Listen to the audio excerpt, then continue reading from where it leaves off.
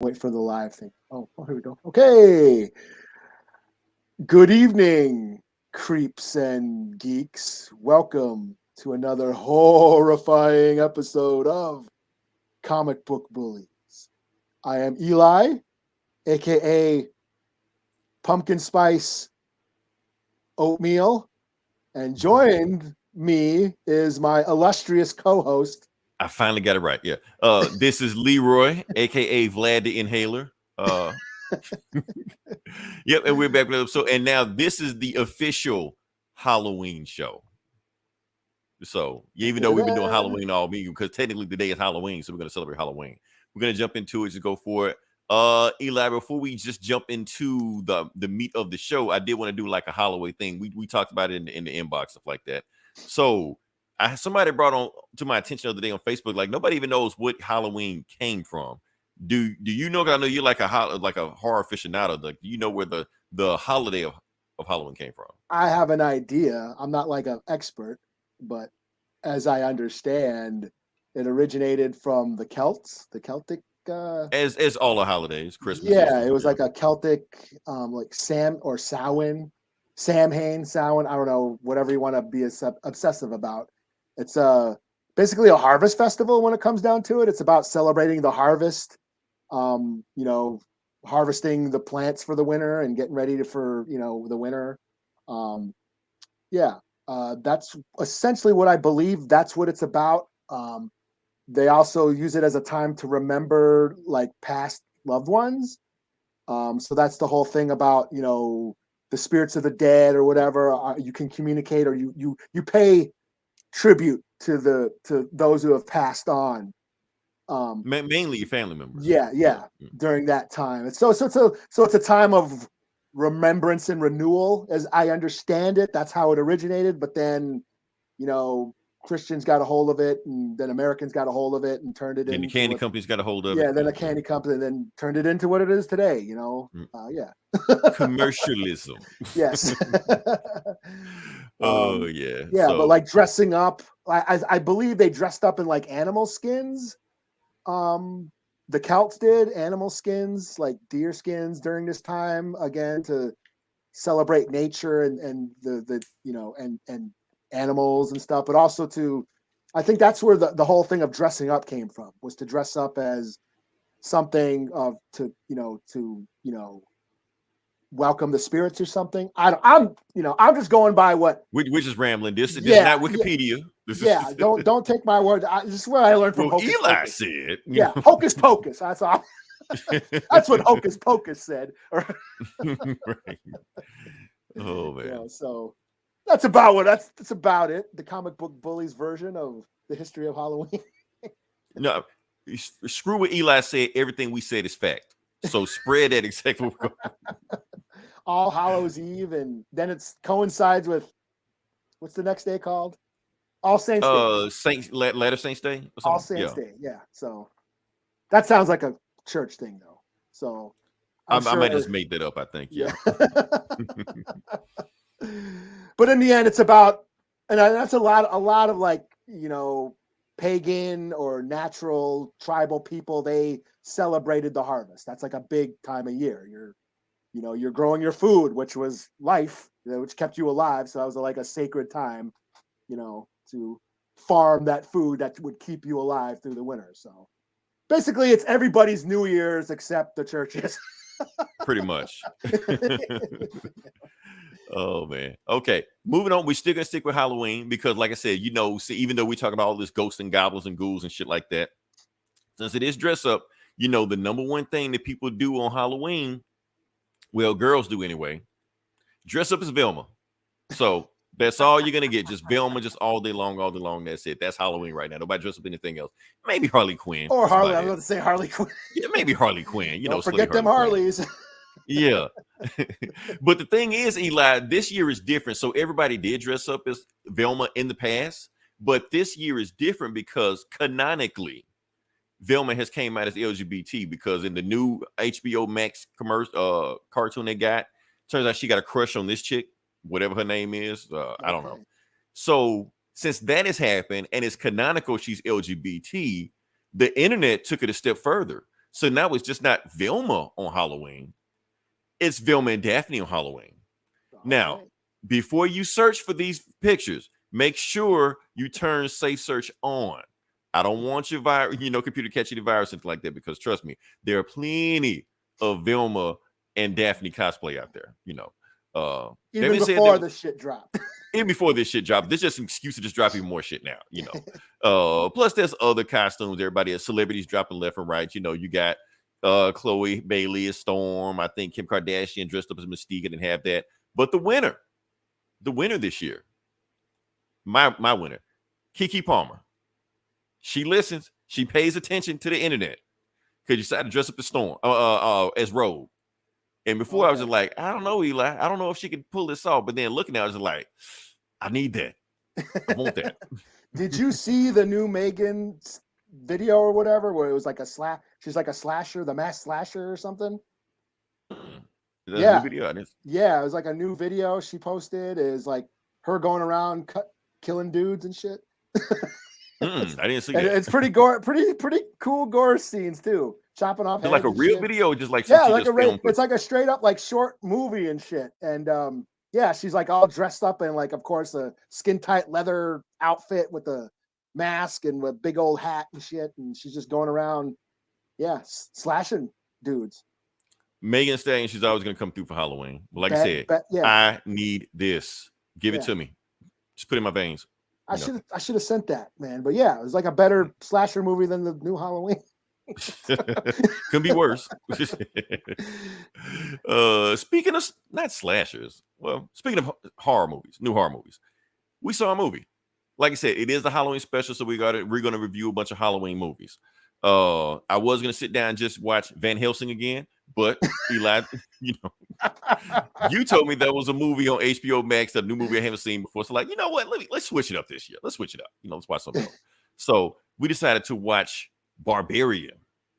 Now, I do want to say this: if you haven't seen Barbarian, this review is going to be spoiler filled. Sure. Because I think the best way to watch this movie is to not know anything about it. Because I watched the movie, I didn't watch any trailers, and watch any merch, because I didn't give a shit about the movie. So I just went completely blind. I know we're going to, and that's the best way to do it. That way you can come out like, what the fuck did I just watch? That's the best way to go in. Best way to go in, best way to come out. I had a few things spoiled for me, and I was still like, what the fuck? Okay. Because like I said, I heard you're the only person I know that talked about this movie. So I wasn't on my radar or nothing. I was just like, fuck it, I just watch it. But that's the best I thought it'd be fun. I just wanted to watch it with you, like watch you react to it. Oh man, no, you dumb bitch. Like I said, every horror movie they do dumb shit like that. Yeah, but were you yelling at the screen? Like what? Not really. Not in this movie. Honestly, because I watched so many of these horror movies, it's like I expect them to do stupid shit. So like if they didn't do stupid shit, you wouldn't have a movie. So yeah. Well, yeah, they were doing a lot of stupid shit in this movie. And plus, when you see them do stupid shit, you don't feel as bad when they get themselves killed. You're like, well, that's your dumb ass for getting killed. Yeah, that's what you get for going in the basement again. Right. After you saw something down there last time. You saw crazy shit. Why are you going back to the house? Let's go investigate. Okay. Well, Eli, I'm gonna let you go first. Like I said, you're the horror aficionado of the comic book bullies. So I'm gonna let you go first. Just break it down. Give us what you got. Yeah, Barbarian. This is like you said, it would have been better to go in blind, because I think that's the part of the effect that the narrative thrives on not knowing what's happening, and it keeps the audience guessing. So it's about this woman who goes. It's a Detroit, like in a, how Detroit is. It's like a dead city now and being gentrified like a motherfucker. And I heard Detroit got pissed about that for making their city like a shithole. Yeah, she rents an Airbnb house, right? For those who don't know what that is, you get to people just rent out their houses to people to stay in. I guess it's a real thing. Is it cheaper than a hotel? I don't know. Well, they're saying they're putting pressure on hotels for that. Hotels have to. They'll just rent out the houses for people to stay in for a few days. And when she gets there, there's a dude already there, staying there. So he was already booked to stay there. And that dude is played by that dude. Yeah, Skarsgård, the guy who played Pennywise in Right. It. So of course tensions start rising. You start thinking, who is this guy? Is he a creep? And for like a while, that's kind of what you're thinking was happening. Is this what is this guy gonna do? Is this guy cool? But then because she's in a house with Pennywise by herself. she's yeah, and I think that's part of the reason. What makes this movie kind of clever is it relies on the audience, horror fans. Yeah, because it's stunt casting, you know, and because I don't even watch. I haven't even seen the It movies, but I know who he is. Yeah. So the moment he opened the door, I'm like, oh shit, here we go. Yeah, it plays with horror fans' expectations and tropes and what their knowledge of the genre. So right away, oh, this is the guy from It. Well, he's got to be the villain, you know.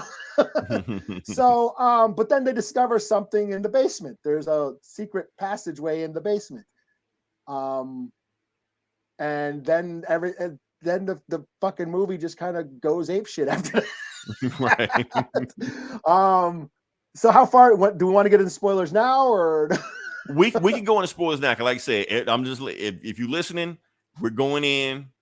If you don't give a shit, keep listening. So yeah. So it turns out the in the basement there's some mutant mom monster, inbred mom, inbred mom staying down in the basement who's been going around the hood snatching people and keeping them prisoners and either eating them or trying to keep them as their children or something like that. Not clear totally what she was up to. But basically, yeah, she's been going around the hood and snatching up all the homeless people that are living around the neighborhood and keeping them in cages down in that basement, in that dungeon. Yeah, that's what you kind of figure, but it doesn't reveal that. They don't reveal that to the end, because then the movie switches to the actor guy. What's his name? From what's that dude's name? Justin Long. All of a sudden, gotta pick. Okay. Oh. Nope, no, not her. No. Damn it. Where is it? Yeah. It's best pick I can get, but yeah. Yeah, it switches to Justin Long's character. He's like some Hollywood actor who gets fired from a show or whatever because he's Me Too. He's being accused of harassment. And I do want to bring it up also, like for instance, like the beginning of this movie, the first act is when she's trapped in the house with Pennywise. Technically, for a woman, that's her horror movie. Yeah. Now, for him, since he's a celebrity, his horror movie is being canceled. I guess I never thought of that. So, you know, that's what I took from it, you know. Yeah. So then he ends up, okay, since he got fired from this movie that he was supposed to shoot or whatever, he decides to take a vacation. And what does it turn out? He is the owner of that house that these two people in the beginning of the movie, the Airbnb, he rents it out as an Airbnb. And what does he do? He goes there, he finds the basement, and then yeah, and he's from Detroit, because he's from Detroit. There was a little line in there. It was funny because he was on the phone with his mom while at home in Detroit, and she was like, "Why don't you come home? You're only 4 hours away." You're like, "I'm gone, Mom. I can't come. I'm gonna hang up." I'm like, "Damn, this guy's a piece of shit." But okay. Yeah, like he gets to that house that he's rented, the Airbnb house. He owns it, and then he discovers the dungeon. And then he starts measuring, and he's like, "Damn, that was the funniest part of the movie." He's like, "Do I get extra footage or extra square footage? I can charge more or what?" And he was completely walking past the torture rooms and murder rooms, wasn't even looking at him, just mysteries. Yeah. So he's a scumbag, and then he ends up finding the girl down there, and then she's the one who tells him that there's this mutant mom that's. You know, snatching people and keeping them in cages down in that dungeon and shit.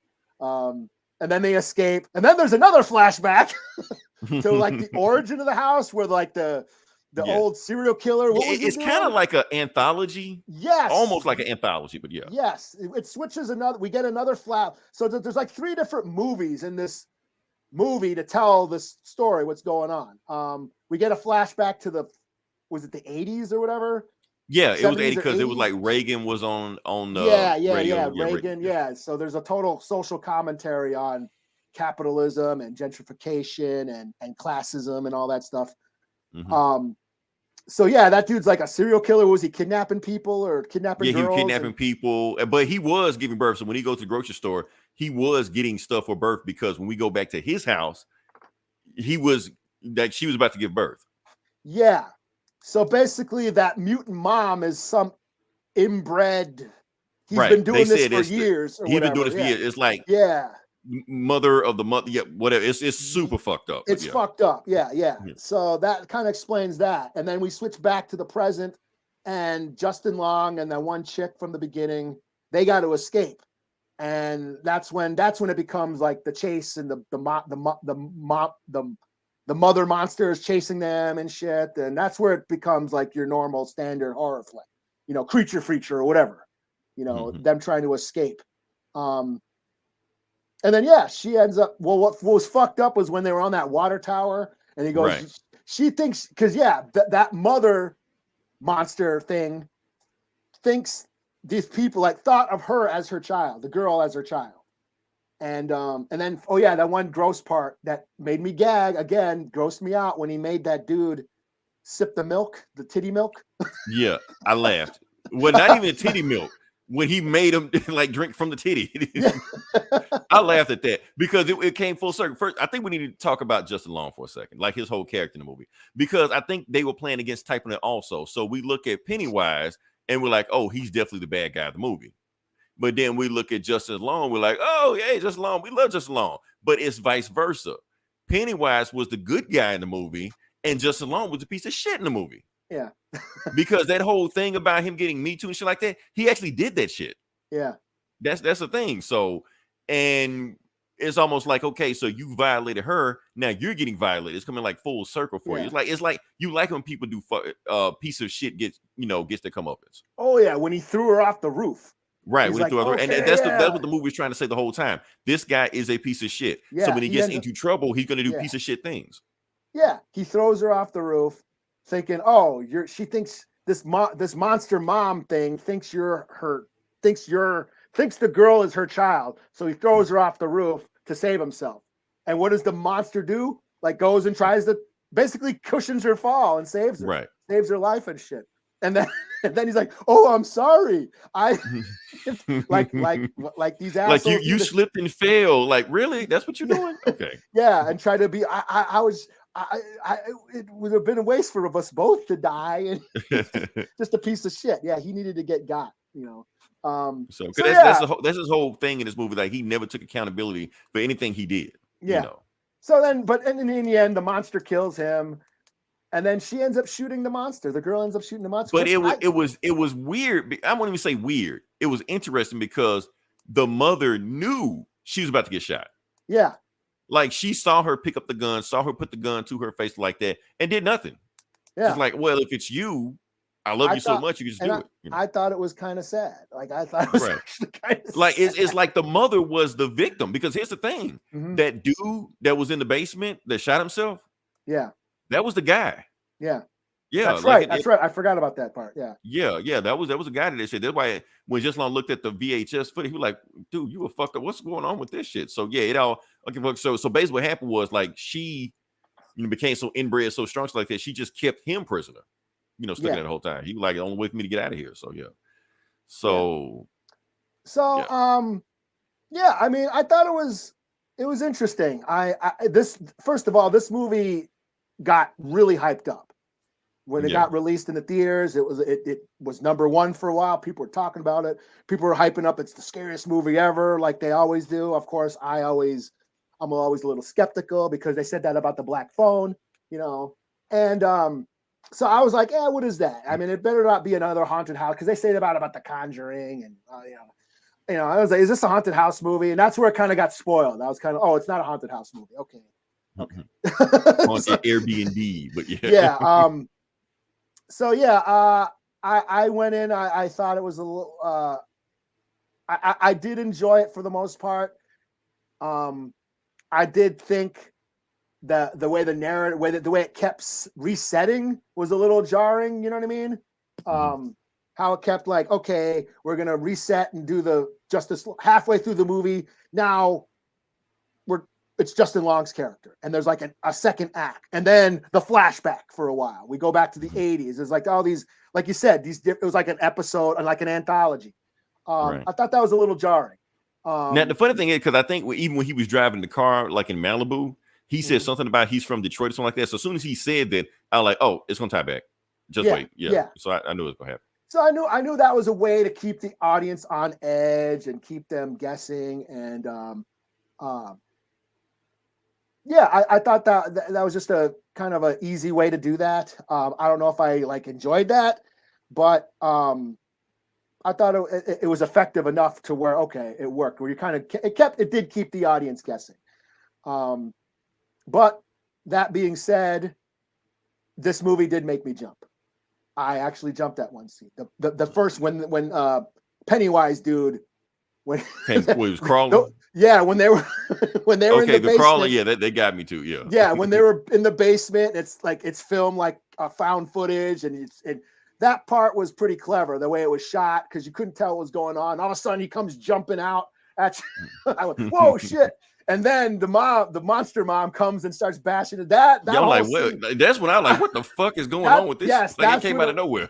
Yeah, that's what I was like, what the fuck? So just for that, I got to give this movie its props, just for getting me. It got me. Now, I want to bring up something also, Eli. You said I was going to say that these, characters make stupid decisions, and I was going to be yelling at the screen, stuff like that.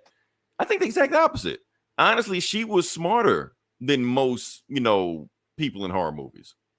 For the most part. She was empathetic, yeah. She was empathetic, cool. But as far as what she was doing through there, like she called the police, something going on. She did have her cell phone in when she was going through there, She did try to get out of the house when when she knew some shit was going down. She didn't leave, but she did try to fuck this, I'm out, So she did things that I was like, okay, she's not your typical dumb, horror person in this movie. She's a little bit smarter than most, even though she did, like I said, she was empathetic towards the end. She did go in that basement twice. And it makes you wonder if she knew about it. Like she went back and say Justin Long. I wonder if she knew about Justin Long and stuff he was doing. Wish she went back and saved him.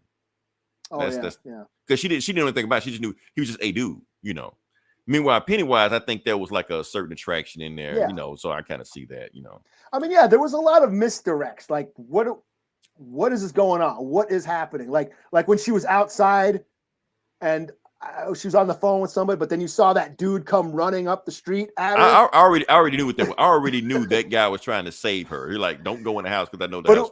But just that scene, just like, what the fuck? Hey, there's somebody coming. What the fuck? And then and she struggling for the kids, stuff like that. So yeah, I was like, what the fuck is going on? But yeah, it turns out he was trying to save her. Don't go in that house. Because so I kind of already knew that was him. Just like I knew he was gonna die as soon as he said that. Oh, she'll never come in here. I'm like 3, 2, 1. Here she comes.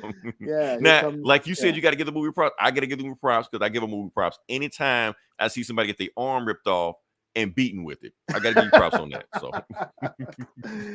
Yeah, mommy saggy tits, fucking. Right. Oh, a dude played her, right? Probably. Yeah. Yeah. They showed it. It was a dude. That was. Fake prosthetic ticks and shit like that. Hit his dick and whatever. Yeah. Now this movie, it reminded me of the episode of the X-Files called Home. Same sort of concept. These inbred rednecks are living in this farmhouse, and they kept their mutant mom under the bed. Kind of sound like Leatherface, though. I mean, Texas Chainsaw Massacre. Yeah, and it did have that episode. Yeah, it totally bit off Texas Chainsaw. That episode of the X-Files. It's called Home. It was actually banned.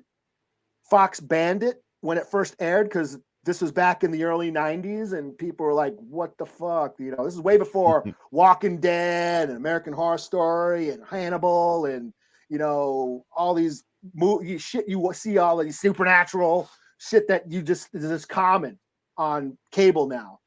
This was network TV. They hadn't seen anything that hard on regular TV. And so it only aired once, and then they only repeated it on late night syndication. So they never broadcasted that episode again because it was so disturbing at the time. But it is a great episode, and that's what this movie reminded me of conceptually. These mutant inbred redneck, rednecks in the hood. There's also another horror movie kind of reminds me of. Yeah. Get Out. Yeah. Yeah. I mean, reason I'm saying it because the first act, for one thing, like I said, they're in a house, she's trying to get the house, stuff like that. But when she having it, the whole anxiety of being in a house with Pennywise, it's almost like that when Daniel Kaluuya and Get Out was in the house with all those liberal white people, and he had anxiety going on, and I felt that anxiety. Yeah. Apparently I've been watching Twitter, they're saying like women were getting anxiety also in the house with this guy, like having in the house with a guy you don't know, Yeah. in an area, so in a remote place, so you can have anxiety with that also. And plus it was kind of like a flip of, it's almost like Get Out for women, because like I said, if a man was in that same situation, you probably wouldn't do that. Like for instance, like okay, so Pennywise opened up the door, saw her out there, he let her in, as one would do, because hell, why not? But what if it was vice versa? What if a woman was in the Airbnb and a dude walked up saying, "Hey, I need to come to the house"? That shit wouldn't happen. She's not gonna let, I don't give a fuck what Denzel, what Michael B. Jordan, she's not letting them in. Some women will. But I'm just saying, most women wouldn't do that because they understand, like, no, some don't even sound right about this. So that's one thing about that. And they trying to play throughout that all through the house. That's why when Justin Long, was in the house like that, he's a dude. He ain't scared of shit. Why should he be? Because it's his house. Also, another reason I relate this to Get Out, because the director of this movie, to me, seems like he's the white Jordan Peele. The reason I say that, because it's this guy. His name is Zach Kregler. Yeah, he's on like that one comedy troupe or whatever. The whitest kid you know. Yeah. So he's also a comedian turned horror director. There's a lot of that going around now. That's the thing. It used to be vice versa. That you go comedian, horror director, the superhero movie. It's kind of like a train you go through it. But yeah. So that's what's going on with that movie. So but also there was a lot of there was also a lot of political commentary, social commentary going on. It didn't beat you over the head with, like I said, because there was some Me Too shit in there. Me Too, the whole classism, the whole thing about the 80s. Yeah, like I said, it's in capitalism Detroit, and at the time it was fine. Gentrification. Yeah, they could be saying like Airbnbs are destroying the economy because, like I said, he just bought that one property and he said go to hell with everything else around there. Yeah, so and Airbnbs are just rich people moving into the fucking poor neighborhoods and just taking over and making it affordable or not or too expensive for poor people to live there. Right. You know what I mean? So like I said, so it's there, if you want to look for it, it's not beating you over the head, but it's there. Yeah. Now I guess I got to get into the bad. Okay. Here's the thing. All right, because me personally, Eli, I thought this movie was mid. I know I'm talking about all this shit about this movie like that, but that's just how I felt about it. And the reason I felt about the reason this movie was mid, because I think this movie was so interested in subverting tropes and throwing jump scares at you and just throwing random shit at you that it didn't really feel like a story. Like what is this movie trying to say? I agree. No, I agree. That's why I felt like this was a little overhyped, that it was just subverting expectations to keep the audience on edge, to try and make for the big reveal, and right. I don't know if I agreed with the narrative structure of keep resetting. It kept resetting. Right, because since they kept blocking it, there was no narrative structure. Yeah. And I got to knock a movie. Now, if we're just going to just grade this movie on scenes, it's a good movie. But we're talking about a movie. A movie has to have a through line, a narrative, a theme, something to go with it. And this movie didn't have that, Yeah. That's what I look for when I look for like any movie of any genre. I just can't give it a pass just because, it has some jump scares. I can't do that. So that's basically me. Right when you got some information that you wanted, boom, you were back to square one again. Right. That first scene, it's all this build up over what's going on with this dude. Is this dude an asshole or not? Then they find a basement, and then all hell breaks loose, and then boom, restart, new scene, new character, new narrative, and you don't know what's going on all that build up to figure out what is going on. You get a little tidbit of information, and then they take it all away again, and that was a little frustrating for me. Like, what the fuck? And plus, I got to knock for some plot holes. Also, I know we don't knock movies for plot holes, but I knock for plot holes because, like I said, how did they get the 2 keys? If Justin Long owns the place and he didn't give it to him, how did they get him? The place that he rents from, like the management company, they didn't give it to him. How does the house clean? Nobody cleans the house. Did the mother clean the house? I don't know. Yeah. Yeah, Don't they it's leave just- like the little lock box? But they said nobody came. Nobody did. Oh, okay. Yeah, So it's just like, so what? So I'm sorry, I got to knock movie on there because if you're trying to give us a mystery, you're trying to have us connect the dots, and the dots never connect. I'm sorry, I got to knock you for that. You know, especially since you make it at the forefront of the movie. So that's just me. Like I said, the movie did some good thing as far as jump scares, as far as acting. I love Justin Long stole this movie for me. You know, he's a K, but he just so much energy like that. Why is that guy not in everything? Like, why did he just disappear for a while? Because remember, like 2000, he was like everywhere. Yeah. He doesn't have a good. He's been in a lot of horror movies, but he doesn't have great luck. He's in like Jeepers Creepers. He gets killed in that. Yeah, Jeepers Tusk. Creepers. He was in Kevin Smith's Tusk, where he gets turned into a walrus, and he doesn't have a lot of luck. I've even heard somebody on Twitter call him the Scream King because he's been in so many horror movies, you know. And he is playing against type in this movie. He is playing an asshole, but he's so likable. You like him as an asshole, but when you like really understand who he is, just like, wait a minute, I'm not supposed to be rooting for this guy. Yeah, he's a piece of shit. Yeah, he's a piece of shit. Yeah. So I like that. So some things I like about this movie, but as far as a movie, you can tell there's a first time director. You know, because at times I had to wonder, was it even a horror movie? Because it was like so many just long day to turn the movie into a comedy. Yeah, you know, beginning of the movie, those two were like a rom-com. Yeah. You know, so I'm like, is this even a horror movie? Like, what are we doing? You know, yeah. But like I said, it was like a build up to try to keep the audience guessing, but then kept resetting itself instead of revealing it slow. I get what they were trying to do, but I don't know necessarily I agree with it. You know, did I enjoy it? I don't know. Like I said, yeah, it made me jump, and I'll give it a thumbs up just for that because it's rare. It's very rare where I jump. You know, I'm jaded as fuck. You know, I can almost time it. So if you can make me jump, I'll give you a big fuck yeah. But how it was laid out, the narrative, how the story unfolded, I don't know if I was into that. I didn't. It was a little frustrating where it kept resetting itself. So yeah, I agree on that with you on that. Let's see. That's why I was hoping you would like change my mind on what I thought about this movie. Like, okay, what is the overall theme of this movie, or what is the movie trying to say? And honestly, all the stuff I was saying, like, that's me grasping for straws. He might not even saying like, why the fuck is the movie called Barbarian? Yeah, I think it was trying to like be clever. Like, who is the barbarian? Like, right. Yeah, which I don't care. I don't really. I don't want to give it. I don't care to give it much thought. You know, this isn't Pearl or X. Right. But it's still making me think. You know. Right, but they putting on that level. That's this is the best horror movie of the year. I'm like, okay, you say so. It was a little overhyped. You know. I mean, some of the ride was cool, but yeah, overall it was okay. It was okay. You know, that's why I didn't want to do a whole show on. Yeah, I was wondering. Like, honestly, I was gonna let you do a whole show because I wanted to see how you can make a whole show of this movie. Like, impress me. You know. No, man, I read some shitty comic books that I'd rather talk about. Right. I was gonna take a week off. I was gonna smoke a cigarette or some shit. I was like, you talk about, you know, Barbarian as long as you want. Yeah. Yeah. So yeah. All right. I'll give it a 3 out of 5 just for making me jump. What? We got the same score? Oh, okay. That's rare. That's rare. Either I'm a little bit too high, you too low, or vice versa. One or the other. But right now, we right at the middle. I'm holding it in high regard because it made me jump. That's the only reason. Yeah. So I'm just like, I don't know. Is it a movie? Will I watch again? Probably not. Is it a movie will I even recommend? Probably not. You know, that's just me. It was a movie I watched. That was cool. It was a thing. I move on. You know. Yeah. Good to see Justin Long again. Do anything. But yeah. Another thing. That chick. I remember that chick. Okay. So, because I kept looking at her the whole time. I was like, where do I know her from? You know.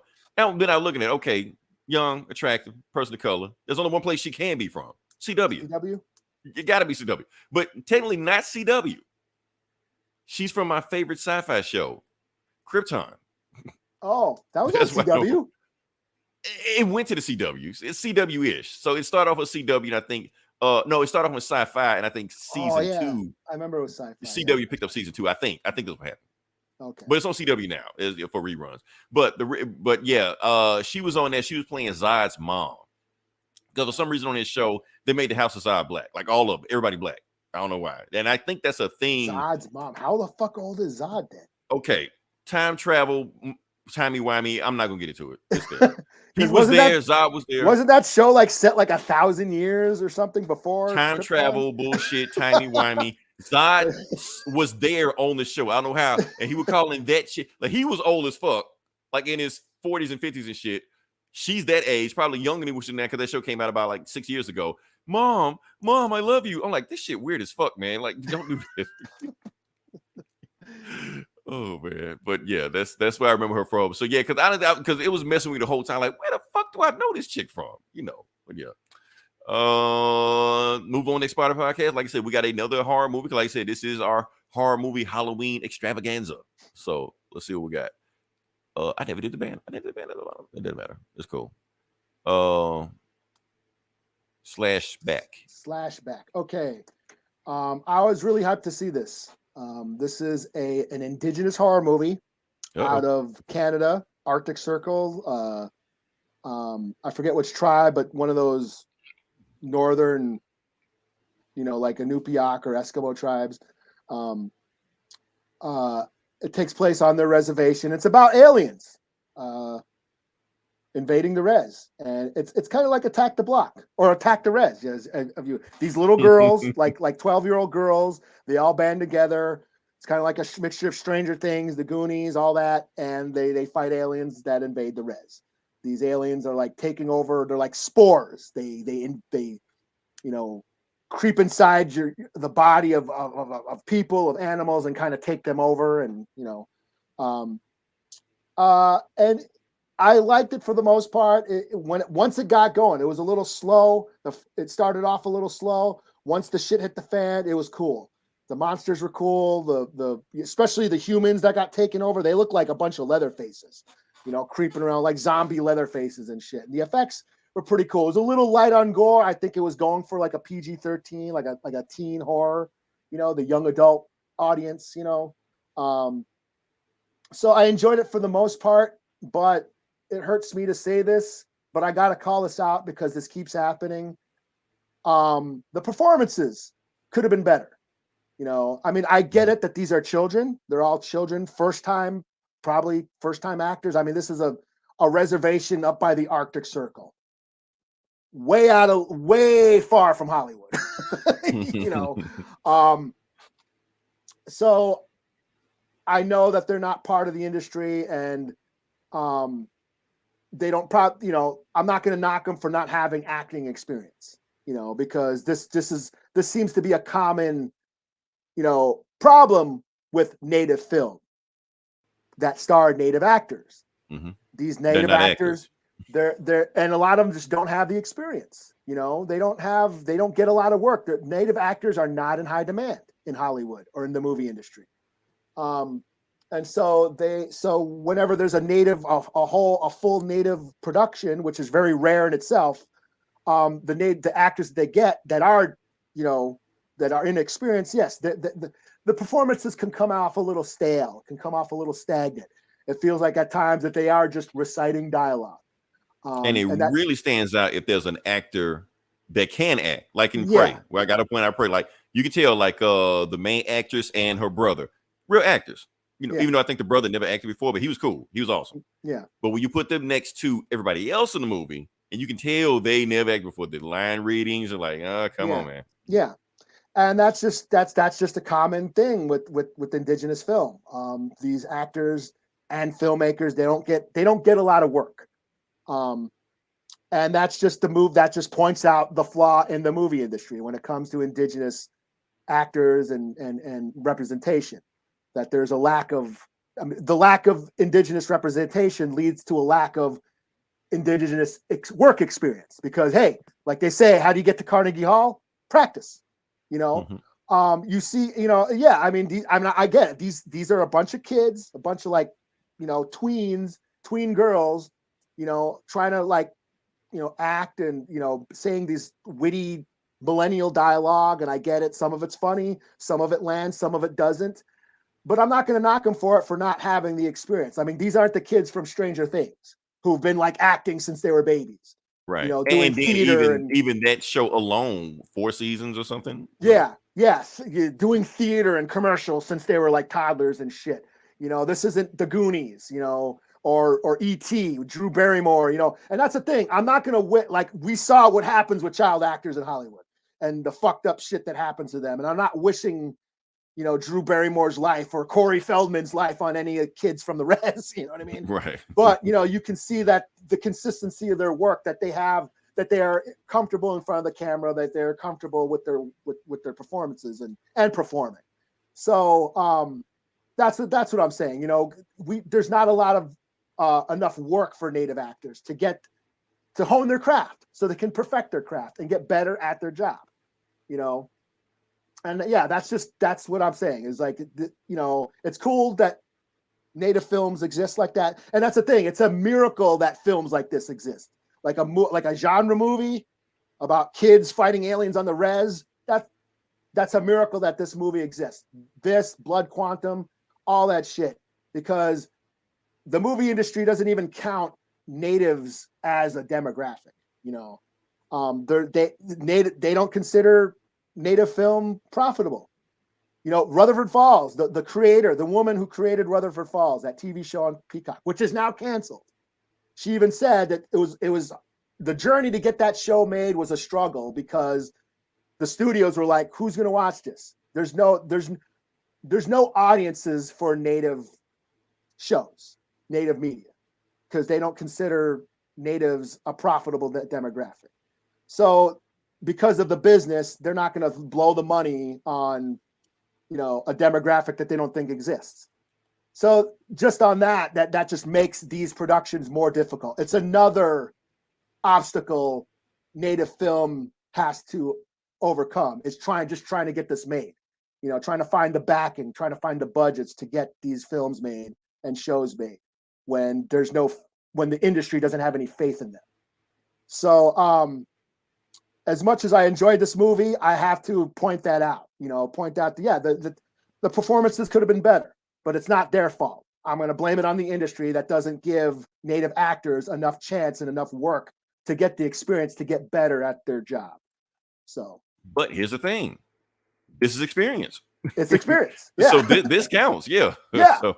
I mean, this movie, like conceptually, yeah, it's again with the social commentary. It's about invaders coming to the res. They have to fight off invaders.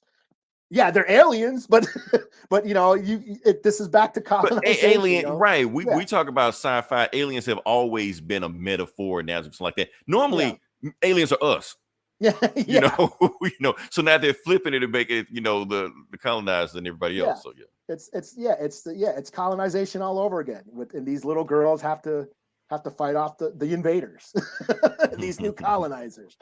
So yeah, I liked a lot of the themes and the storyline. Like I said, once it gets going, once the shit hits the fan and the reservation is just being invaded by these zombie alien fucking pod people monster things, it's cool. It takes off and it gets cool. So I give it a 3 out of 5. And I don't want to knock it. I don't want to knock these. I mean, for what it was, these kids did great for what it was. But hey, get them some more work. Not every kid in every Disney show has to be white. You know what I mean? Get them some work, get them some jobs. Give them some commercial, even if it's just a commercial. Get them on some commercial. Let's have some natives on commercials. Because I don't want to see this. Like I said, Rutherford Falls has already been canceled. Reservation Dogs is still safe. But I feel we're starting to come to an end on the new native trend. And like I said, I'm old. I've seen this come and go. Every 10 years, some natives get popular for a while, and we get some native content for, a year. And then slowly we disappear again. I feel like here we are in another trend that's starting to come to a close. We're getting all this native content right now. Reservation Dogs, Rutherford Falls, which is now canceled.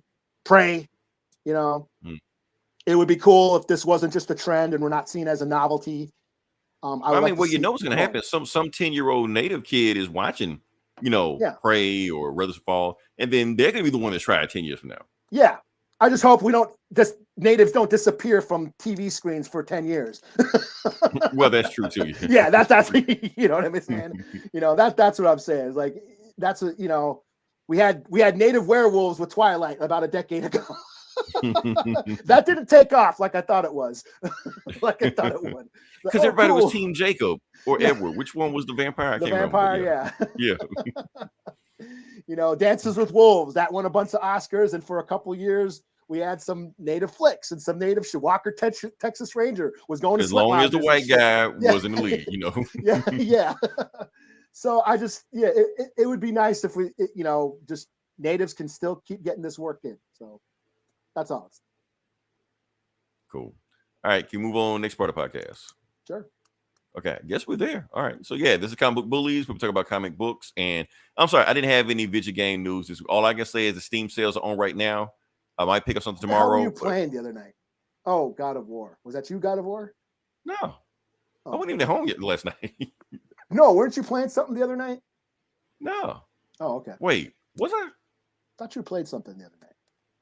No, I didn't play anything. I don't think I did. Okay. Hope I did. I remember. But yeah. I meant to, but I didn't. But yeah. So like I said, we can go next part of the podcast. And Eli, I'm gonna let you go first. I think you got more books than I do. Oh yeah. I didn't even get any screen caps. It's cool. I'll go with, since it's horror, we'll go with Sergeant Rock versus the Army of the Dead. I don't even know why I'm going to my tablet because I thought you hated this book. I gave it another issue. You know, the first that's why issue, I didn't read it, because you said it sucked. So I was like, you know what? Yeah, the first issue was a little, it was all build up. It was all like, you know, exposition, a lot of exposition. This issue is all action. This makes up. Well, damn. It's all action. They're on the mission. Yeah, the first issue was all them building up the mission, preparing for the mission. This issue, they're on it. They're on it. And it's action. The shit's hitting the fan already. And I did enjoy this issue. So what is this? This is Sergeant Rock. He's an old school war comic book hero back from the 40s. When did he pop up? 30s or 40s? Probably 40s, something like that. Yeah, as a comic book for the soldiers fighting in the war. And kind of like he had a Howling Commando team or whatever, Sergeant Rock and whatever. Easy Company, yeah. This is written by Bruce Campbell, Ash from the Evil Dead. And they fight Nazi zombies. So Hitler has been raising dead soldiers and bringing them back as zombies, and in the last attempt to win the war, Sergeant Rock and his crew have to go in and destroy the warehouse the factory, the zombie soldier factory in Germany. So, and that's where this picks up, and it just shows the beginning of this is hilarious. It's like I saw that part where the zombies they're in the bar each other. Yeah, they're in the bar getting Nazi soldiers zombie soldiers are in a bar getting drunk and shooting each other and laughing because they already did, so they can't die. So. Yeah, they're all laughing. At one point, they start brawling, and one of the fucking zombies punches the other zombie's head off, and the head rolls down out the window and down the stairs and shit. So total Evil Dead slapstick horror comedy that you'd expect from like an Evil Dead type of feel. And it's Bruce Campbell writing, but it just follows Sergeant Rock and his boys, traveling through the behind enemy lines, ducking low from the zombies, getting into little firefights with zombies here and there. There's like a truck chase where they blow up a truck full of zombies. Find a bunch of supplies, a bunch of uniforms that they're going to use, and then they find the factory. They find the factory where the Nazis are making the zombies, and it turns out that Hitler's doctor is in charge of it. And so like, oh shit, if that doctor's around, that means Hitler's right around the corner. And then they get into another fight with zombies, they end up blowing up a building, and they're like, we got to get out of here. And then they got to dip out, and that's where to be continued. So it was a very action-packed issue. They just drop you in, and it's just all action. A lot of fighting, and zombie killing. So I enjoyed it. 4 out of 5. You know, Cool. makes up for the slowness of the first issue. Damn, man, I thought we was in solidarity. I dropped this book. I like, if Leroy says, Eli said, fuck this book. I say, fuck this book. No, there wasn't a lot of shit on. It's the 5th week, so you know how the 5th week is. I was like, I'll get Sergeant. I'll check out. It's Halloween. I'll check out Sergeant. All right. Speaking of Halloween, let's talk about our favorite Halloween subject, Superman. No, I'm not gonna do Superman. I'm not gonna do Superman yet. I'll do Judgment Day. This is 6 of 6. This is the last issue. This is the finale. So I know Gomer's happy to hear that. So this is it for this book. I don't even know if I'm gonna do this whole thing. I might just do like just the high points and then just move on from there. Let me see. But anyway, for the last book left off, some of the X-Men, some of the Avengers, some of the Eternals have snuck into the space god, the progenitor. So now he's oh damn, that's cool. Whoa. Oh, trippy, you're not high. Don't worry, people. Or maybe you are. I don't know. If you are high, I apologize. I know that fucked you up. So yeah. Oh, damn. Let me get to it. So yeah, that's going on right now. So the X-Men try to get the progenitor. Progenitor is about to destroy everything, but he can't destroy everything because the machine, which is Earth, won't let him do it. So yeah, so that's going on right now. So let's get past that. Let's go here. Let's get us out of here. Sorry, we're behind. There we go. All right, I'm gonna just hit the high points. All you need to know: Progenitor destroying everything. He can't destroy everything because the machine won't let him destroy everything. So he's like, okay, the machine won't listen to me, then I will make the machine listen. So he decides to just burrow to the center of the earth where the machine controls everything. You know, they got the Moses split the Red Sea and shit like that. I get the imagery. You know. Yeah, they like, okay, we don't have that much time. Hopefully the Avengers / Eternals / X-Men can figure out a way to stop the progenitor from destroying the earth, because all they got to do is just touch the loom at the center of the earth and everything's get destroyed, you know. So they finally work their way in and they see like the brain of the progenitor. He's just there, just some dude just there controlling everything. And they're like, okay, but now when they're in there, the Eternals realize that the X-Men can't control them because psychic powers don't work in here. So when Jean's is like, okay, well, I'm gonna just kill this guy to be done with it. And that's when, bam, she gets smacked by A.X.E, like, no. So the Eternals won't let the X-Men kill the space god because they're programmed to make sure that happen. So they can't kill him. So they're like, well, shit, there's only one way to beat him. We got to talk him down. Just reason with him. That's the only way we can do it. So what they do is that, so yeah, he's there at the center of the earth about to destroy everything. Then they send an Eternal driven by Exodus to fight the progenitor, which he holds up for like a little way. All it does kind of like distracting. That's about it. But yeah. And while they're doing all that, they're talking to the progenitor, just like, okay, so what do we do? So basically, they tell him that, okay, space guy, you were, and who joins in? Not the evil guys, the nomads, the Nimrods. Nimrod joins in, the Sentinels join in, Orcus joins in, try to fight the progenitor also. So the humans see humans fighting, the space god. And they realize that, okay, the only way that we can stop him is talking to him. So what they do is that they tell him that you're not a god because you are flawed. And Siri tells all the humans on the other planet that the Eternals' secret to immortality, like they're not just immortal. Every time they die, they sacrifice a human to bring themselves back. So now the humans know that the Eternals aren't as good as what they thought they were also. So they judge Circe. And when they judge Circe, the space guys are like, well, you got to go. So he just evaporates Circe out of existence. She's gone, dead. That's it. And then basically he's just saying, like, you can't be a guy. You're not perfect because you're made from a man. Matter of fact, you're made from Tony Stark. Tony Stark is far from perfect. So if you're in the image of him, what does it say about you? Maybe you're making a mistake right now, judging everybody. And he's like, well, damn, maybe you're right. So he decides he just makes a wish, reverses everything back the way it was, gives his power to A.X.E, and that's the book.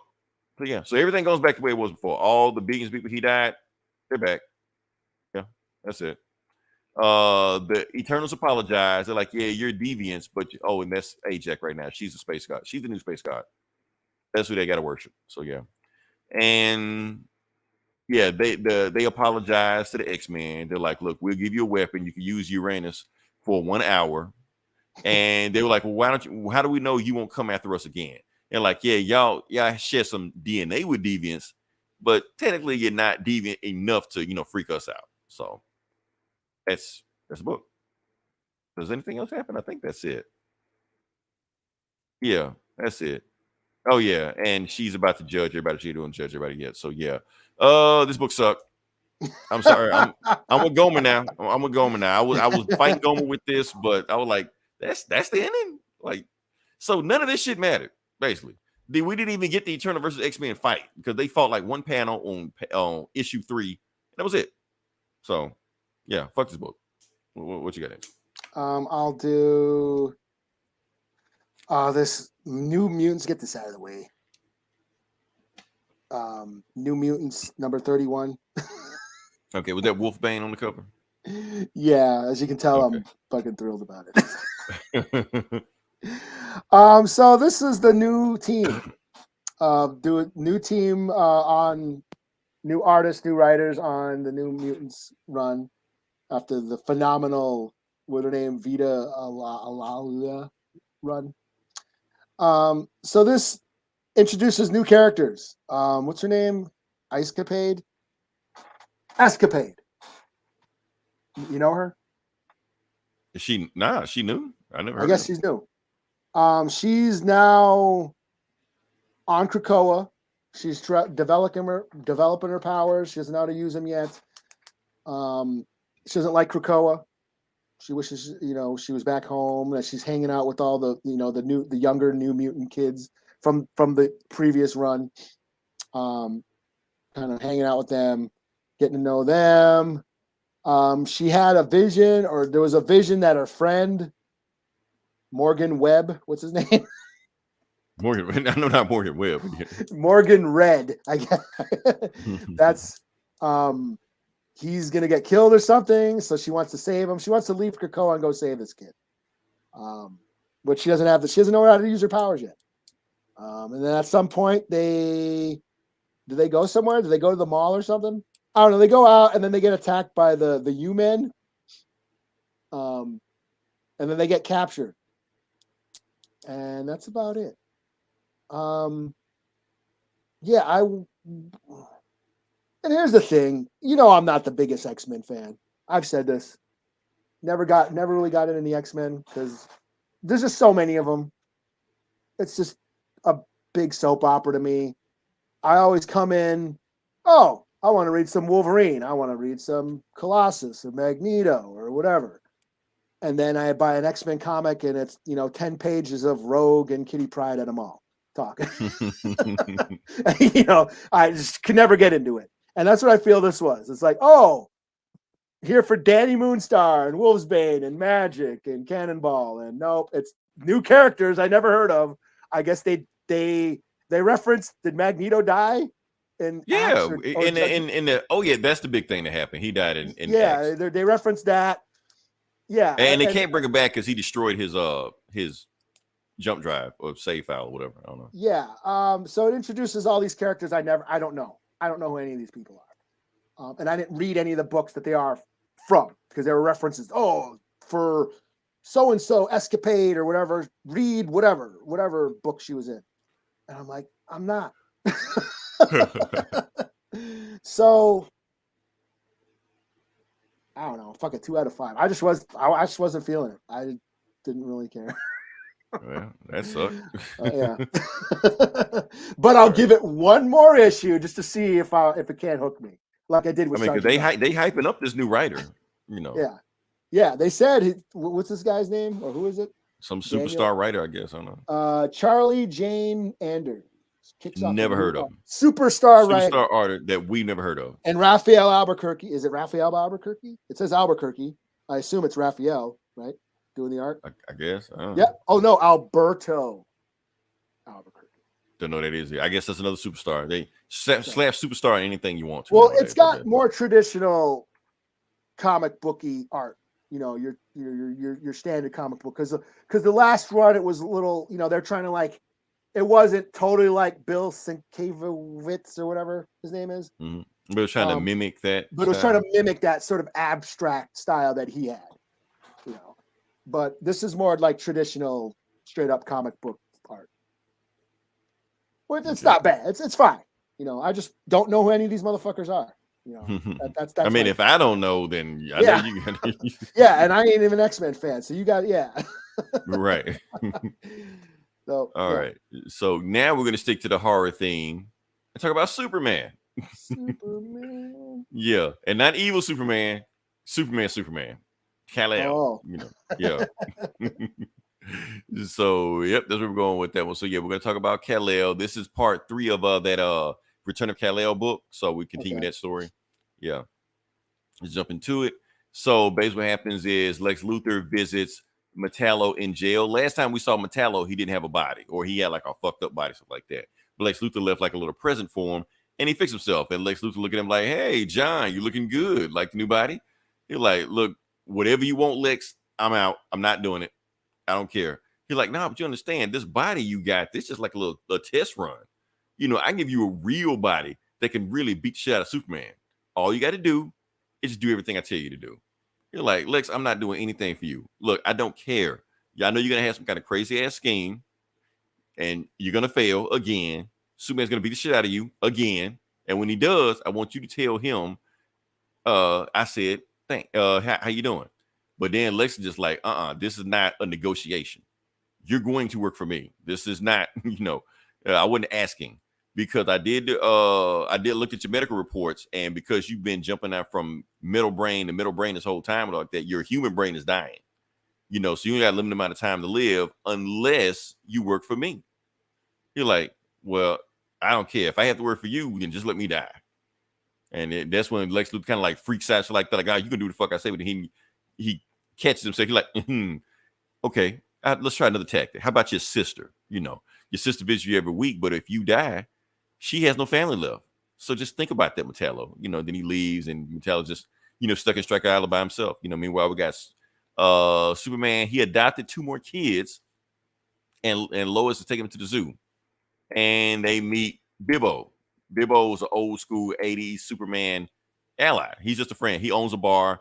He claims he's Superman's best friend, even more than Jimmy Olsen, So he just hangs out with him and Lois. They hang out with the kids, and, they eat ice cream and shit like that. Meanwhile, Superman, while he's doing Superman shit, he's looking at them, from space. He can see them just to make sure they're okay, Meanwhile, some other shit is happening. He's just like, "Hold up, something ain't right here." He feels something is wrong. So right when he's about to, then they get some kind of explosion, and yeah, Bilbo's helping the kids out. They see some explosions, stuff like that. They see what's going on, and it turns out it's Decide and Darkseid's kids, Orion and Caliban, and they're just like, "We're here because Superman awakened the first god or some shit." He did some shit in War World that I didn't pay attention to, or I didn't read. So they just like, "We've come," and Bilbo stands up like, "Oh, y'all not doing any damn thing. I'm gonna bust some skulls." So he decides to run at Orion. Now, keep in mind, Bilbo is just a regular dude. He doesn't have powers. And he's running at Orion, who's a new god. And he's thinking, and Caliban's like, "Oh, I ain't killed a human in weeks. Let me kill me a human." And then that's when he gets blasted with heat vision. He's like, "Yeah, you're not gonna kill a human at all, And that's when Orion's just like, "Superman, you fucked up bringing World here and unleashing the new god here, and now you have to answer for your crimes." He's like, Superman, like, "I don't know what the hell you're talking about." Then Metron shows up. He's like, "Yeah, Superman, you fucked up. So you got to pay for what you did." And then that's when Decide is just like, nah, Superman didn't awaken the new god of whatever. That boy did. The boy did. So he was just like, okay. Orion's just like, "Okay, well, the boy's coming with me, Superman. So just move out the way, and he's coming with me." And they were like, nah, that's not happening.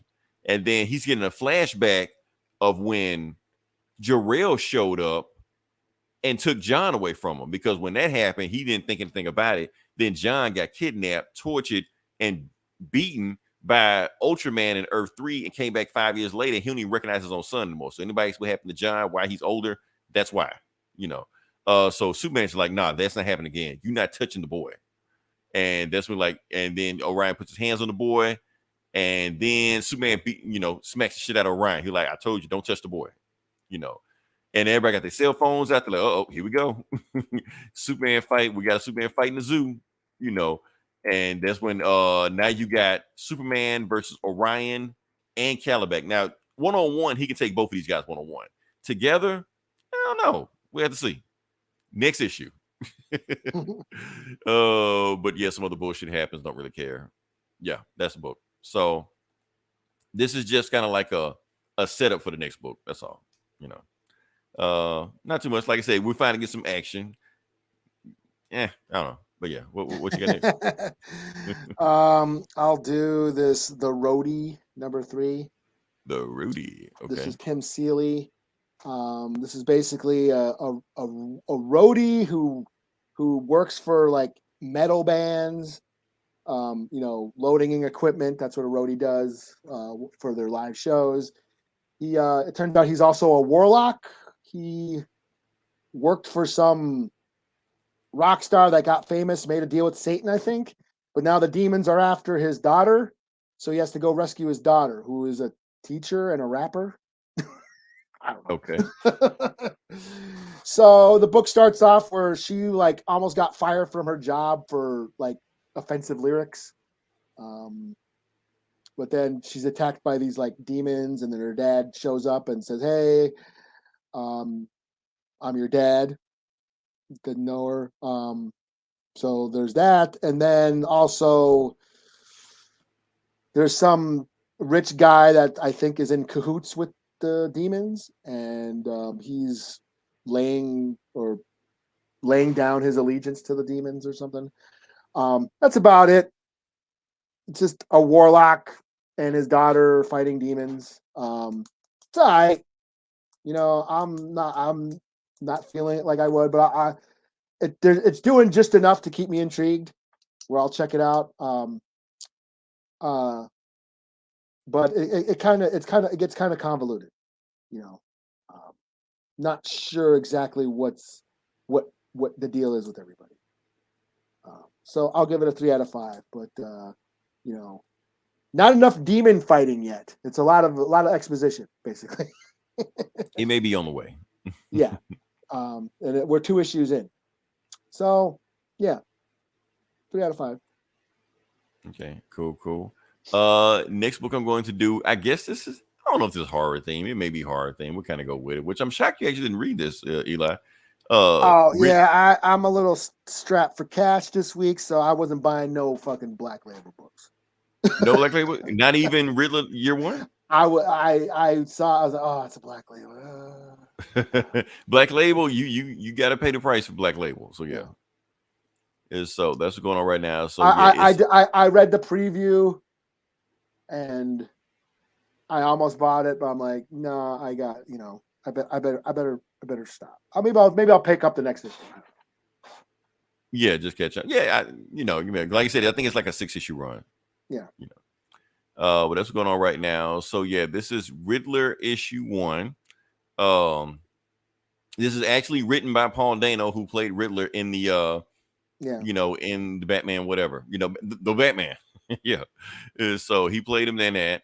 And he's written by this. He's saying this is canonical to the movie. So basically, this is what he was thinking in his head when he was playing the role. So all this connects to the movie. So let's kind of just jump into it. Like I said, it's Black Label book, so it's a meaty book. Just get into it. So basically, you got most of the book is just Paul Dano or the Riddler, you know, just having nightmares. You know, he's working at some shit job. I think he's an accountant or some shit. You know, he's just cooking the books, but he also like posing in spare time. It's him. His name is Edward Nashton, which it says down at the bottom. And he's got a job. Like I said, he's been at this job 5 years. His boss has been there 5 months. His boss knows nothing. All he does is bark orders him all day and calls him Rain Man. You know, he don't know how his boss got in the position. Maybe he got a rich daddy. Maybe he just knows somebody, doesn't know. But anyway, anything Edward does, the boss gets credit for it. And doesn't say that Edward did anything of it. And he's partying and having fun like that. Meanwhile, it gets really dark because it turns out that Edward also has suicidal thoughts. Like while he sees a train coming, he visualizes himself just jumping the train, just being done with it, you know. But the only thing that keeps him sane is puzzles. So he just does puzzles all day. He cracks puzzles like that. That's the only thing that keeps his mind from like racing and thinking about stuff like that. Meanwhile, he's antisocial. He smiles at the chick. She gets up and goes to another seat. Basically he hates himself. And he sees the renewal signs, renewal gospels like that. He sees signs everywhere like that, and he's like, it's just taunting me because I know that renewal sign is supposed to go to the orphans, of the Wayne Center. Meanwhile, we never saw a dime of that shit, So that's pretty much going on. He's thinking everybody's laughing at him. It's very Jokerish. That movie. Yeah, that's it's what very, it felt. It's very much like. that. Yeah. So, but if you want to do it with Riddler, like Riddler failing society, okay, yeah, that's all. I think after Corey Cunningham, I'm a little, I'm okay on that for a while. Yeah, he's very much Corey Cunningham, Like I said, he runs a gaming forum. He beats everybody on gaming forum. And like I said, all this was like hinted at in the movie. They didn't really just go into detail about it, but it's pretty much there. Like he runs the gaming forum, and the gaming forum just pretty much turned into a thing. Everybody's talking about him. Then they get sidetracked. They start talking about Batman. Oh, Batman's cool. So he's just some guy that just beat the shit out of people. Man, I want to do that. So Batman is even inspiring these guys. And he just upvoting everything. But he idolized Batman himself. Skip that page. It's more haunting shit. And the thing, Bill Sienkiewicz didn't do this book, but he did do the cover of this. And I think the guy that they got to draw this basically like mimicking Bill Sienkiewicz. More shit. No, what it was to say. I'm somebody at the beginning. It says, no, you're not. Basically just more depression. That's all. He's a very depressed dude. That's the main thing. But getting to the point, there's a story. This is where we get to the story where he gets the books for New Beginnings, Animal Rescue. He's supposed to like check the numbers on them. And he checked the numbers, but he finds some irregularities. He finds out that every time he goes in there, there's a payment to this place called a waterfront property, and it's always $10,000. He's like, why is it always at the $10,000? And he realized the reason it has $10,000 is because the computer can't catch it if it's 5 digits, but he can because he's smarter than the computer, So he decides to tell his boss. He's like, okay, this shit ain't adding up, He decides to go to over him and decide to go to his boss's boss, and he follows him, to before he get there, he see some chick that's getting, about to get whatever. And Batman comes out there, beat the shit out of these guys, and that's it. Meanwhile, when he leaves and the chick just looks at him just like, why didn't you save me? You just sit there and just ran behind a car, you piece of shit, and she ran off and just like, damn. So, and then he tells the forum, Batman is awesome. Batman is this. And it's like, yeah, what kind of gun was you packing? So that's pretty much it. And then you get Riddler's origin story, just like where you see Batman in front of the parents and shit like that. You see Riddler in front of just a bunch of hoodlums that got the shit beat out of him. Like, I must become the Riddler. And that's when he tries to tell his boss that I found some irregularities on the thing you sent me. He's like, let me talk to the boss and see what's going on with that. So he goes up there, talks to the boss, and the boss tells him, everything you just saw, don't worry about it. And he said, matter of fact, he invited me out to lunch. He like, he invited you out to lunch. Why he invited you out to lunch? You didn't do shit, So he follows his boss to that same restaurant, that was in the movie. If I can get there. That cafe or whatever. The cafe that was in the movie, the same place, yeah. So he goes there, sees the boss. He basically tries to tell the boss of the boss that, yeah, I found some irregularities on there. Somebody needs to check out those numbers. And he's just like, look, tell you what, Edward, everything you just saw, pretend like you didn't see it. Because I'd hate to, call the police on you for stalking me, after hours, because I don't know who the hell you are, So you do that, forget you saw everything, and I go about my business, That's when, he's still pissed, realizes there's nothing he can do, he just solves his puzzles, and he realized that there's a cover-up going on, I'm trying to see what else happens here. Yeah, Batman still beating the shit out of people. Oh, yeah, he goes. I'll skip to the end. All right, so basically that whole animal shelter thing, the guy is under. Basically, he finds out that the animal shelter is a front for exactly what you think it is. It's a front for, for somebody. Well, Falcone, Maroni, somebody like that. And then he sees the Iceberg Lounge, and he sees not only his boss's boss going to the Iceberg Lounge, but he invited his boss still to the Iceberg Lounge. That's the lunch he was talking about going to. So like, why the hell are they going into the Iceberg Lounge? Why are they even around here? And they get, escorted in by a prostitute and stuff like that. And Riddler's like, okay, this shit makes sense. And I think that same chick is the same blonde chick that was killed by Falcone in the movie. I think. But I was back looking. Annika or whatever. Annika or something like that. I think that's her. And so it says you matter and you do not. So that's pretty much the story. So it's a very, very depressing story. If anything else, yeah, more depressing than what I thought. Basically, like I said, it's Joker. Riddler's a complete loser. He's gonna become a serial killer, go off the deep end, shit like that. So yeah, it's one of those stories. So if you want to keep it going. But I feel like that's what it's going to be. Okay. So. Mm-hmm. So yeah, what you got? Are you gonna stay with it? I'll give it one more issue. Yeah. Well, I'm booked out. Do you know where on the Marvel app there's that Infinity web comic shit? That shit. Yeah, it's like as soon as you turn on the app, it's there. I mean, you can't even avoid it. Because I can't find there was supposed to be a new Werewolf by Night standalone story with the new Gomez character, the new native werewolf, written by a native author. Did you check the app on your phone or you went to the website? I've been checking my I got it on my tablet and I can't find it anywhere. I can't even find any of that shit. I searched Werewolf by Night, I searched the author. Anyway, I was trying to read that for this week. Oh, because it was Halloween and but I never found it. But once I do, Owl Going Back, he's a native horror author. I actually read one of his books. He supposedly, I saw that he wrote a Werewolf by Night standalone story, but it's only on that web series that's on the Marvel app, which I can't find on my app. Are you sure it's out?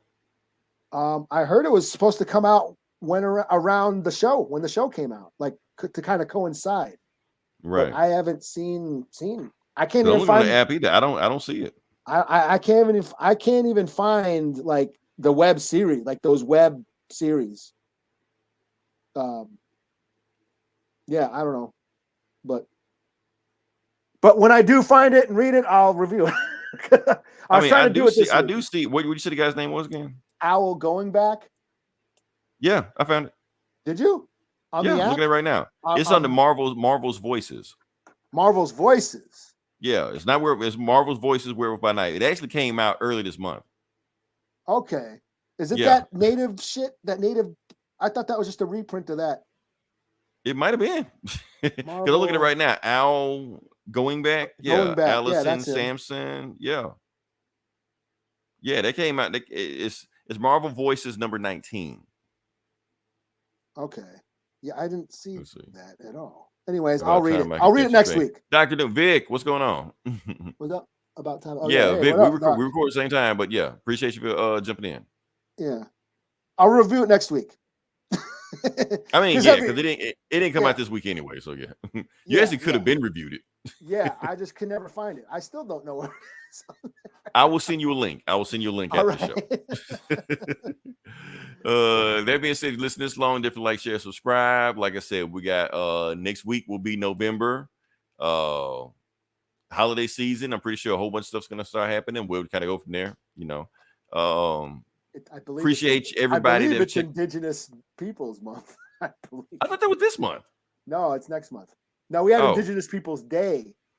Oh, okay. But now November is Indigenous Peoples Month, Heritage Month, Oh, okay. Well, we'll keep it going then. We'll keep the party going. Yeah. Should I try and find the comic book characters or attempt? I want Red Wolf. I want Forge. Red, yeah. Powwow Smith. Right. All the characters you avoid, you try to stay away from. You got to review them. You got to give us a whole wiki page on them. Yeah, that ain't happening.